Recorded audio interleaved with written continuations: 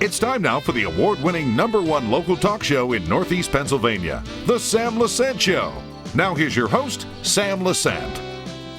Hi everyone, and welcome to The Sam Lesante Show, and welcome to my home. I hope today's show is going to be inspiring. On March 31st of this year, we lost a great person. I did not know him extremely well, but I knew of him, and he was on my show, and we're going to be playing the shows that he did with me. His name was Father Joseph Sica. Great person. I always said on the show that the person had a doctor's degree in common sense. And I fell in love with his writings and his reflections last year when at our church we were given the booklets, and each day there was a reflection on it. And common sense approach to everything. Now, let me just say this. This is not a Catholic show. It's not a Protestant show. It's not a Jewish show. It's a show that I would like all of you to, now that we have time with our families, excuse me, to be able to think about some things. And it's a good opportunity for us to digest some of the things that Father Sica said in his reflections. I'll give you an example of how he opens his reflections this year. He said, once a man arrived in heaven and was greeted by St. Peter. They walked down a long corridor with doors on both sides. Each door had a person's name on it. The man stopped when he saw his own nameplate on the door. He said, "What's inside this room?" "Okay, you don't really want to know what's in there," St. Peter said. "It will depress you." No, the man dismissed. "I want to see what's in there." "Okay," St. Peter said. As he opened the door inside, there were beautifully gift-wrapped bows and wrappings and linens and all the gifts on shelves. "What are they?" the man asked. St. Peter said, "These are the blessings and gifts God tried to send you, but you were too distracted to receive them." How often do we get sidetracked by trivial nonsense and miss out on wonderful opportunities as they slip by? We mistakenly think they'll happen again, but often those chances are here and gone. They're knocked, and we'll miss out on opening the door. That's how he opened his reflections. I'd like to read some of the reflections for you. There's a whole lot of them in here, and if you'd like to, you could always order this online, and it's on screen of how you would order them. He also has 2 other books I'll refer to, but some of his readings and the headings start like this. On Palm Sunday, the reading was, "Don't forget your vitamins." And he begins to say, "I have news," a father in Phoenix told his son in New York. "After 45 years of misery, I'm divorcing your mother. Call your sister and let her know." Upset, the son calls his sister in Chicago and relays the conversation. She immediately dials her father.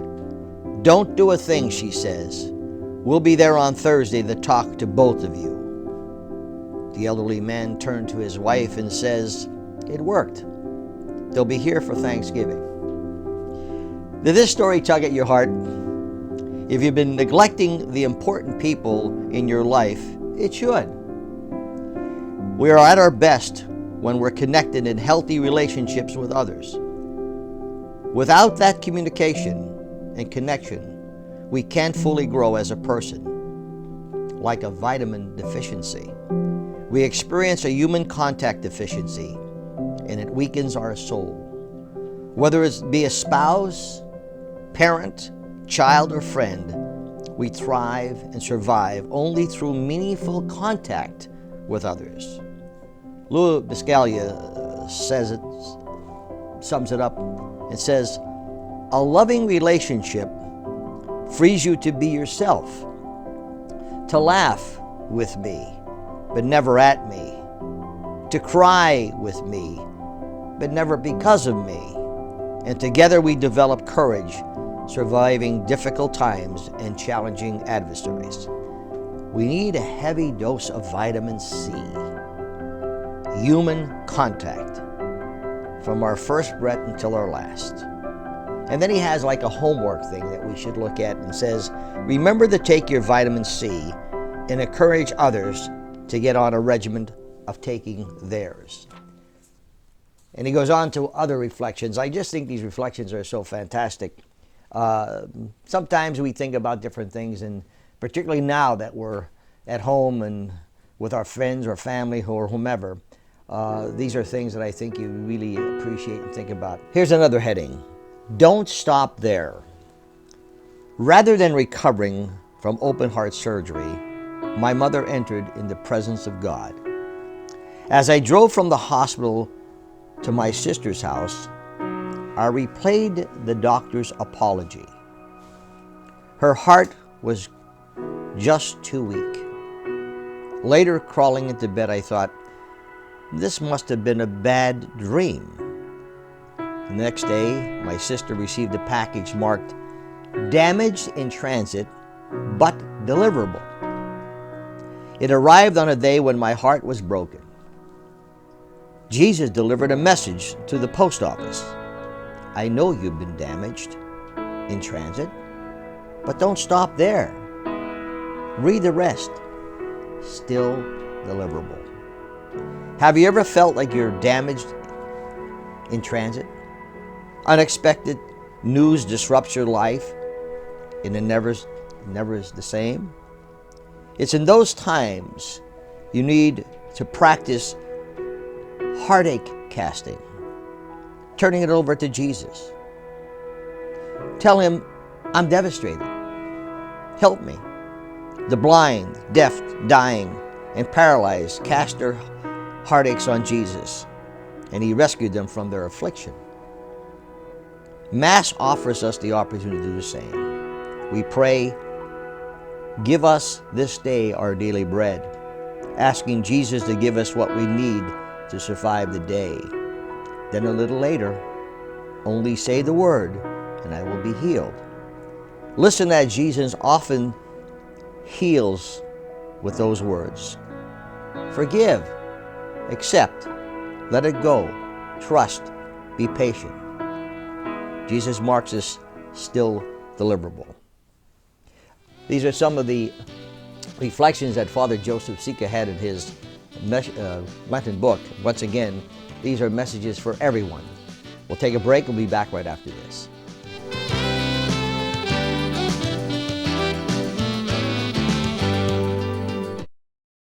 Welcome back to the Sam Lesante Show, folks, and welcome to the Lesante home. I'm taping this show from my home. I hope all of you are doing well and staying healthy during these trying times. And I thought, being that we're home now and we have opportunities of just sitting back and thinking about things that we didn't have before when we were busy throughout doing what we have to do, I have reading some reflections from a person who I think had a doctor's degree in common sense, Father Joseph Sica, who passed away March 31st of this year. He will definitely be truly missed. He has a couple books, a number of books, in fact. One book is Forgiveness, One Step at a Time. Another was Embracing Change, 10 Ways to Grow Spiritually and Emotionally. Remember, folks, this is not a Catholic show. It's not a Protestant show. It's everyone's show. It's something for some of us to really think about it. This one particular reflection, the heading was Enough. Harsh comments, complaints, criticisms, comparisons. Enough. It's time to stop the endless chatter in our heads. Thoughts like, nobody likes me, I'm in over my head. If we don't silence them, our days will be filled with pain and stress.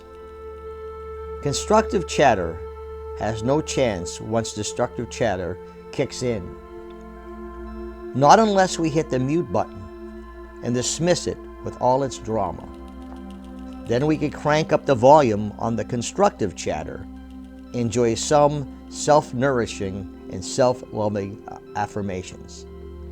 Since we have more conversations with ourselves than we do with anyone else throughout the day, the inner chit-chat has a free rein. That's why we have to stay alert and listen for destructive words. We need to override the negativity with soothing thoughts. We need to repeat positive Bible, inspired verses like, I am the salt of the earth, or I can do all things in Jesus. Barricade your mind with constructive chatter to keep you focused and motivated, and to keep the destructive chatter at bay. Reinforce a protective barrier by repeating, I trust myself when I fall. I'm getting back up and trying again. I'm a good person. Come up with your own positive self-talk. Pump up the volume and listen to us. He addressed some of this on my show as to how people are down on themselves and how people live the past. They live the past. And you know, sometimes you're in a situation and someone will bring up the past. Well, you remember 20 years ago or 10 years ago or 5 years ago? And you bring up all the negative things. This is what Father Sica was talking on the show. And what does it do? It just depresses us. It brings negativity up. You don't want to live the past. We've all made mistakes. We've all did things that were not right or wrong or whatever. Said things we didn't want to say. That's the past. This is what Father Sica says is what thinking about this. Another heading on one of the readings is he starts it off by saying, lock the door. Remember when you did that? It was awful. It was awful. And there are plenty of people to remind you of it. But the past is history. It can't be changed. It's your choice to either live it or leave it. There are 3 ways to keep from getting stuck in the mud and mired for the past. Face it, replace it, erase it. Let's talk about face it. The past, the once real, is an illusion. Over and done. You have to stop carrying it around talking about it and then allowing others to bring it up. Release its power. Say, yeah, I did that, but it doesn't define who I am now. Replace it. Allow the wounds from the past to heal. Letting them foster only encourages more anger, resentment, bitterness, and hatred. Work towards peace with those who've hurt you. Replacing it means you no longer let the past infect the present. Third part, erase it. Read Philippians chapter 3, the verses 13 to 14. St. Paul demonstrates a healthy way to deal with the past. Forget what lies behind you, but move forward to what lies ahead. It's called spiritual amnesia. We're more than our yesterdays. Embrace this moment by giving it to your full attention. Preserve and resist being dragged back into the past. He stressed on this a little bit more on our show, where he talked about how people live the past. They live the past, and it's so hurtful to a lot of people. Sometimes people did things they were not proud of. We all did. And what way to move forward is to be positive. And again, Father Sica mentioned some of these. Okay, now listen to this, the heading on this, and you'll understand a little bit about it. And I'm thinking about him as I read this. The heading is, make your dash count. The dash. Did you ever notice the most important punctuation mark on a tombstone? It's the one between the dates. That small, seemingly insignificant dash. It's misleading. When God put me on this earth, He had that dash in mind. Someday, I'll stand face to face with Him and He'll ask, what did you do with the life I gave you? In other words, He says, how did I live my dash? Since forever's not an option, we need to be wise about how we spend our time. Let's unload all the foolish stuff that prevents us from fully embracing life. Stop paying attention to what others think, making mountains out of molehills, posing your finger on the panic button. Life doesn't wait for us to get over our imaginary fears and worries. It just keeps moving on. Give the present your full attention and engage with both the big and little stuff. Make each moment count. For years, I sat with those who were dying.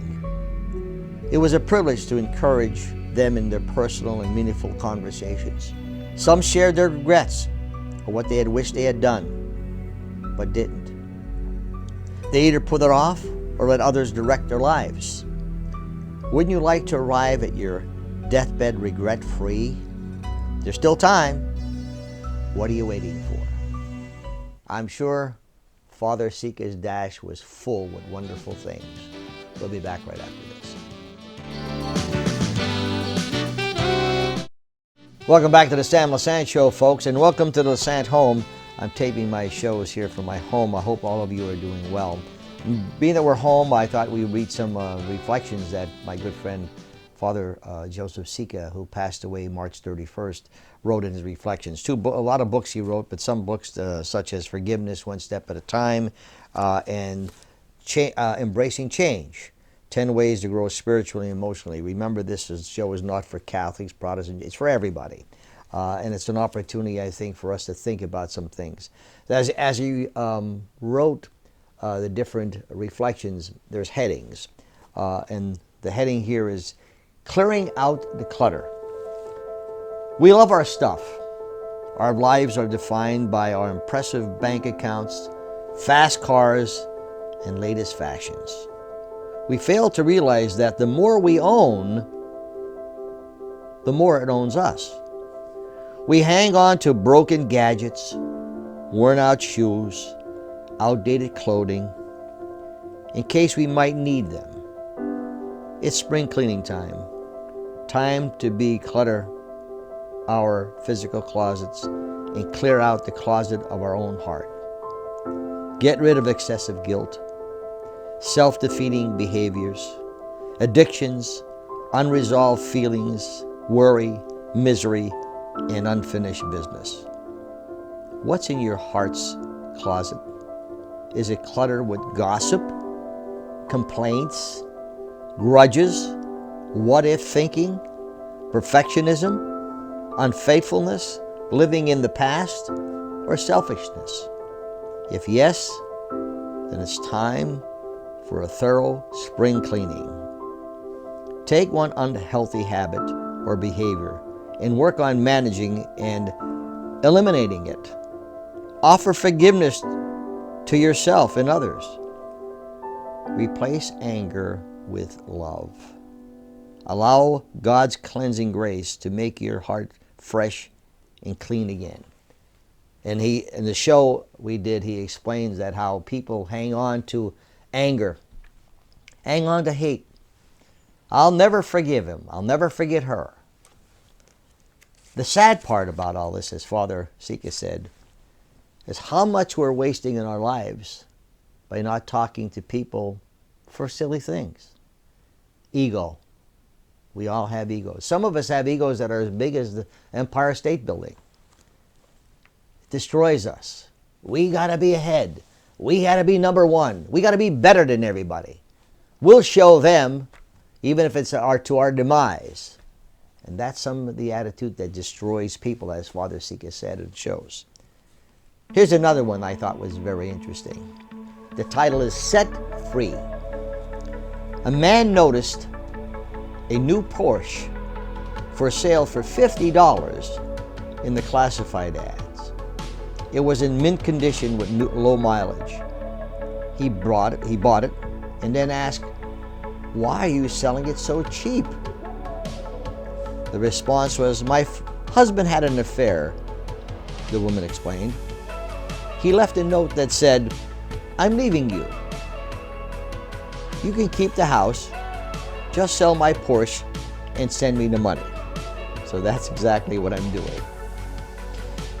If you've been betrayed, you would probably like to give her a high five for getting even with her husband. Seeking revenge may feel good at first, but it's not helpful in the long run. Anger and resentment remain and motivate us to keep getting even. Our mantra becomes, let them see how it feels. But this just robs us of our peace and prevents any closure. Betrayal hurts deeply. The only healthy answer is to decide to forgive. Let go of the pain and sorrow Don't allow bitterness and retaliation to run your life and wear you down. Forgiveness doesn't say, let's pretend the betrayal never happened. And it's not quick to fix. It's just consciously taking our focus off the betrayal so it doesn't dominate our thoughts and harm our lives. As we gradually let go, we'll find freedom. Until then, hold on to hostage. I'm reading some of the reflections in the book. It's fantastic, folks. You got to get it. Here's another one, and I'll end with this one. The headline is, You'll Never Walk Alone. Jerry Lewis ended his MDA telethons by singing these lyrics by Oscar Hammerstein. When you walk through a storm, hold your head up high, and don't be afraid of the dark. Walk on with hope in your heart, and you'll never walk alone. Life can deal a tough hand. Financial demands, crushing disappointments, unexpected betrayals, crippling illnesses, and devastating losses. With hope, we can respond by saying, I'm bigger than you. You can't defeat me. Instead of doing time with the problems, we need to remember that in time they will pass. The worst thing we could do during these trials is to isolate ourselves and push God away. When these times hit, take to heart the words Jerry Lewis sang, You'll never walk alone. Even when you feel abandoned, you're not. Open your eyes to see who God has placed in your path to help you carry your cross. Let them help you. They may not understand what you're experiencing, but they're there, ready to listen, to guide, and to hand you a tissue or two. Let them, after all. You do the same for them. This is a number of messages that Father Sica wrote in his reflections. I just think they're fantastic, folks. I highly recommend getting any of his books and just sitting back and listening to that. I know so many people say, well, this can't be done, can't be done. Life isn't easy, but we make it, well, we make it, right? I hope all of you are doing well, and remember, all of our shows are on ssptv.com. You get all of the shows there that we produce. I'm wishing all of you the best. Hopefully we'll get through this terrible thing, and I hope all of you are healthy. Thank you.